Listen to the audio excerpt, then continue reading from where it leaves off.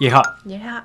라라빠입니다. 오늘은 저희 김들비 선생님이 좀 특별한 이력이 있으세요. 호주에서 호주 동물병원에서 근무한 적이 있으세요. 워킹 홀리데이 네. 이런 걸 하시면서 그래서 거기 관심 있는 분들도 많이 계실 것 같아서 특히 젊은 분들 중에서 거기에 대해서 얘기를 좀 해주시겠어요?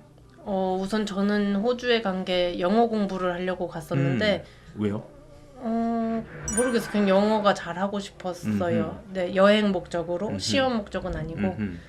그래서 딱 갔는데 이제 가게 앞에마다 물그릇이 비치가 되어 있는 거예요. 강아지들을 위한 물그릇. 호주가? 네, 그리고 공원이나 뭐 그런 길거리도 사람 음수대 밑에 작게 이제 동물들 마실 수 있는 음수대가 있는 거예요. 와, 정말 그 나라의 문화 수준이네요. 네, 그래서 거기에 너무 감동을 받아서 원래도 동물 보호로 유명한 건 알고 있었지만 이 직업을 사랑하는 동물 보건사로서 일해보고 싶다 이런 생각을 해서 한국에 한번 들어와서 비자를 바꾸고 다시 갔어요.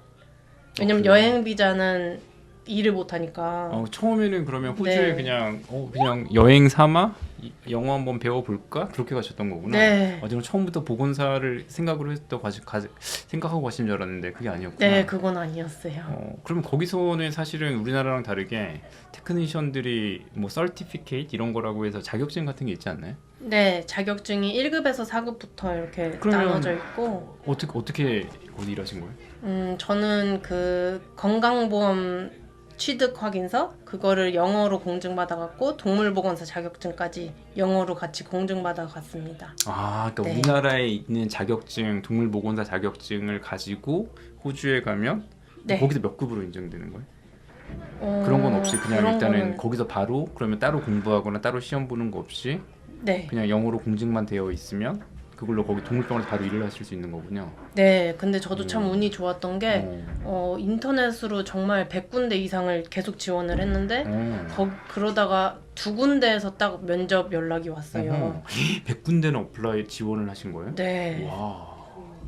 그래서 2군데 면접을 와서 면접을 보는데 너가 이민으로 올 거 아니면 우리는 고용할 수 없다 이렇게 말씀하시는 거예요. 영어도 잘 못하시고. 네, 맞아요. 영어도 못했고 네.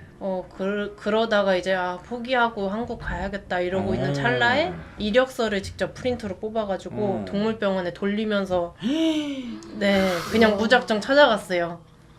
네, 제가 처음 들어보는 얘기예요. 대박이다. 네, 그냥 그랬더니 중고를 보고 간 게 아니라 그냥 네, 그냥 그냥- 지도에서 이제 동물병원 쳐가지고 어머 세상에. 네, 그 루트를 이렇게 한 바퀴 돌면 되겠다 이래가지고 오케이. 이력서를 뽑은 거를 다 드렸어요. 네. 그랬더니 그 중에서 한 군데가 네, 연락이 온 거야? 다시 와줄 수 있겠냐고 5분 뒤에 연락이 오더라고요. 그래서 처음에는 입원 강아지들 케어하는 캔넬 널스를 했었어요. 네.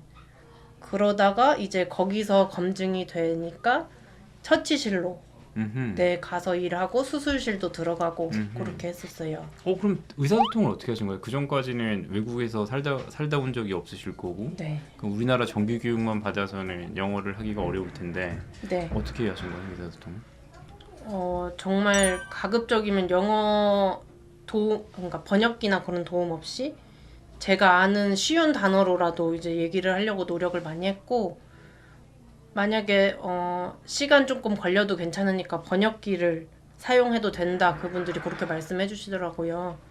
그리고 영어를 그렇게 잘하지 못하더라도 일단 내뱉으니까 잘 알아들어 주시더라고요. 근데 네. 이 방송을 보시는 많은 분들 중에서 나는 리스닝 자체가 안 돼, 나 못 알아들어 라고 생각하시는 분도 있고 뭔가 일을 배워야 되는데 뭐 네. 이렇게 케어해 주세요 배워야 되는데 영어로 계속 얘기하고 빨리 얘기하고 그러면 못 알아들을 거 아니에요. 그거 어떻게 따라가요? 그때 번역기를 쓰시는 거예요 그러면?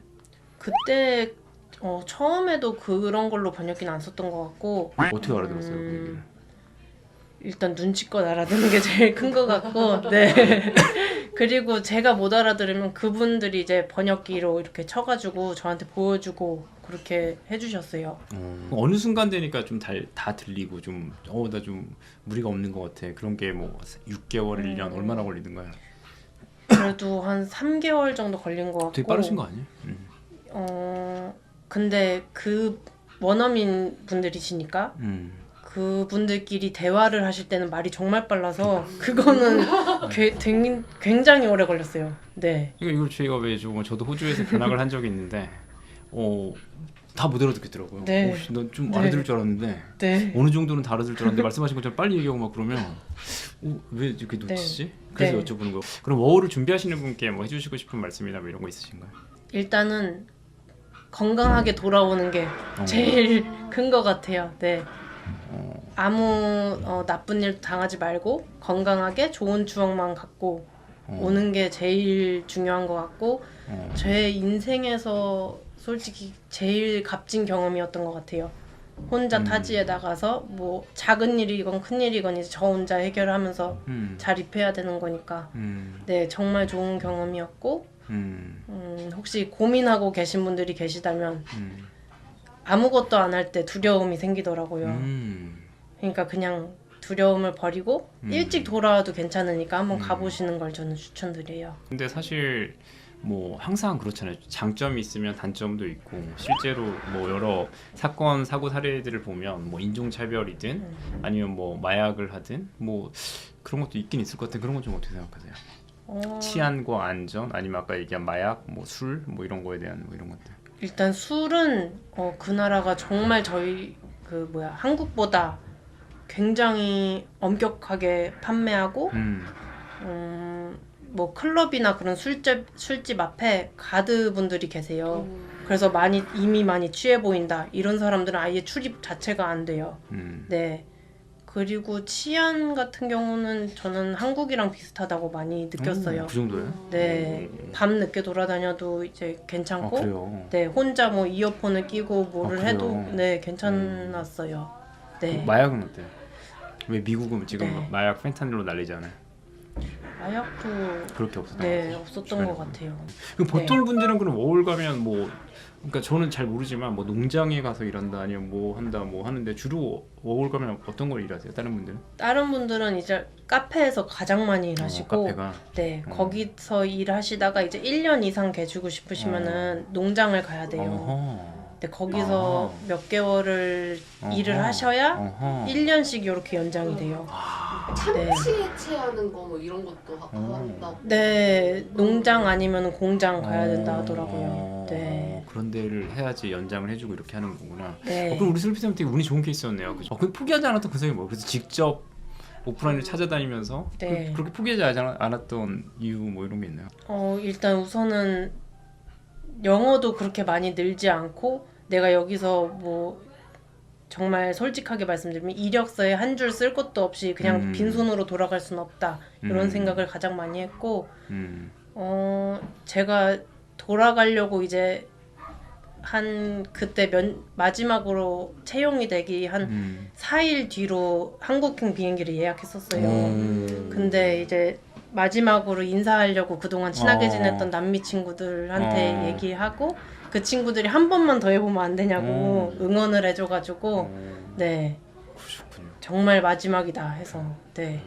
그럼 호주 병원에서 동물병원에서 실제로 근무했을 때 소감. 내가 한국에서도 근무를 이미 여러 번 하셨다가 이제 호주로 가신 거죠. 네. 네. 호주 동물병원은 어땠어요? 일하는 게 일의 업무 부담 아니면 뭐 워라벨 아니면 뭐 이런 것들.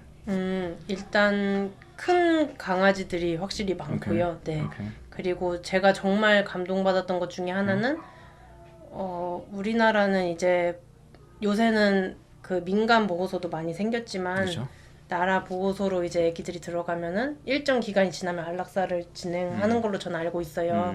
근데 이제 호주는 그런 보호소에 들어가도 안락사를 일체 하지 않고 건강에 문제가 없다면은 네, 안락사를 진행하지 않고 그리고 병원 원장님이 괜찮으시다면 애기들을 이제 몇 마리건 상관없이 계속 새로운 집을 찾을 때까지 데리고 있을 수 있어요.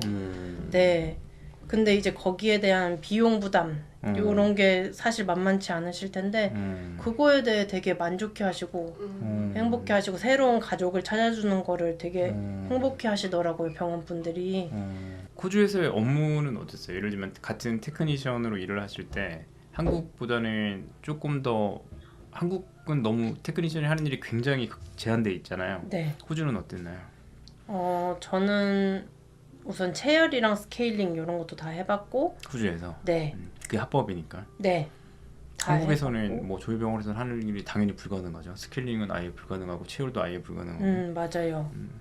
근데 호주는 그런 게 가능하고. 네, 거기는 약간 진료 보는 거랑 수술을 집도하는 것만 못한다고 편하게 생각해 주시면 될 것 같아요. 네. 그러니까 제가 예전에 호주에서 견학을 할 때도 되게 유명한 안과 선생님이었는데 테크니션 선생님만 두세 분 놓고 수술을 하시더라고요. 지금 저희 병원 오늘 제가 수술할 때 막 수의사만 3-4명이 들어가잖아요. 근데 물론 호주는 인건비가 수의사 인건비가 안 될 것 같긴 한데 네. 호주 동물병원에 일하면서 뭐 가장 재밌거나 신기했던 일 있으신가요? 네, 저는 그동안 한국에서 일하면서 강아지랑 고양이 이렇게만 진료를 보는 병원에만 그동안 있었어서 거기에 대해서만 알고 있었는데 이제 호주 동물병원은 옛날에 산불 났을 때 코알라나 캥거루 이런 친구들까지 진료를 받다고 해주시더라고요.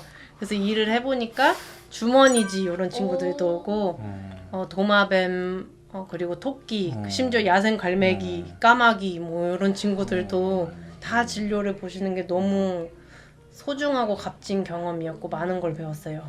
그런 액조틱 애니멀을 하는 분들이 따로 있고 아예 전문의 과정이 있어서 네. 저도 있을 때 정말 깜짝 놀랐어요. 되게 멋있는 분이 막 이렇게 뱀을 마취하면서 수술하고 이런 것도 봤었어요. 저도 옛날에 호주에서. 저희 병원에 김효원 원장님께서 탈퇴시마다 그 동물보건사 자격증 있잖아요, 한국. 네. 그럼 동물보건사로서 8년 차로서 동물보건사를 꿈꾸는 분들께 한 말씀 하신다면 우선 이 직업은 어떻다. 뭐. 이 일은 정말 쉬운 일이 아니에요. 체력도 많이 들고 감정 소모도 때로는 커요. 자주 오던 강아지가 만약에 강아지별로 가거나 이러면 정말 큰 마음적으로 소모가 있기 때문에 그냥 단순히 동물을 좋아한다 해서 시작할 직업은 아닌 것 같아요. 네, 정말 이 의료인으로서의 사명감 이런 거를 갖고 시작을 해야 되고 그런 마음가짐으로 이 분야에 계신 분들도 계속 일해야 된다고 저는 생각해요. 너무 궁금해요. 네. 그래서 선생님들은 지금 한 몇 군데 병원에 계속 계셔보셨잖아요. 네. 총 몇 군데? 한 4-5군데 되시나요? 더 되나요? 호주 병원까지 하면은 요 병원이 4번째. 4번째. 네. 그러면 그런 것들과 비교했을 때 지금 저희 병원 테크니션 선생님들은 어떤 것 같아요? 우선 저는 정말 크게 동물보건. 느낀 게 다들 이제 사이도 너무 좋으시고 네. 서로 존중해 주시고 그리고 텃세나 그런 거는 당연히 없고요. 그리고 가장 크게 느꼈던 게 좀 굳은 일이라든지 뭐 땀을 흘리는 일이라든지 뭐 여기 묻는 뭐 내 몸이 약간 지저분해지는 이런 일이라든지를 그냥 자기가 먼저 나서서 다들 하려고 하시더라고요. 거기에 가장 크게 감명받았어요. 자, 오늘도 시청해주셔서 너무 감사하고요. 우리 이 방송이 도움이 되셨다면 행복한 하루 되세요. 행복한 하루 되세요. 네.